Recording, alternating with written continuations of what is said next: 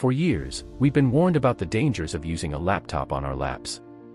We've been told that it's a recipe for disaster, that it will overheat, damage the laptop, and even cause health problems. But is this really true? Let's take a closer look at the myth of the laptop on the lap.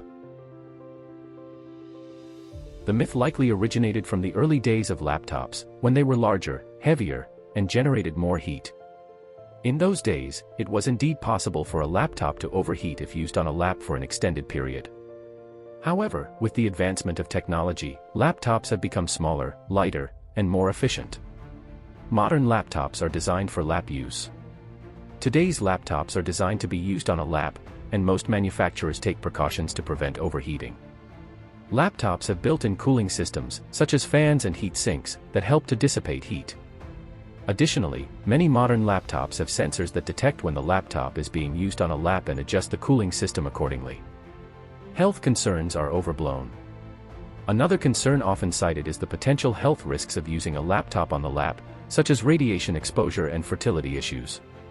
However, numerous studies have shown that the radiation emitted by laptops is well within safe limits, and there is no conclusive evidence linking laptop use to fertility problems. Best practices for using a laptop on your lap. While it's safe to use a laptop on your lap, there are still some best practices to follow. Use a lap desk or tray to improve airflow and reduce heat buildup. Keep your laptop clean and dust-free to ensure proper cooling. Take regular breaks to give your laptop, and yourself, a chance to cool down. Monitor your laptop's temperature and adjust your usage accordingly.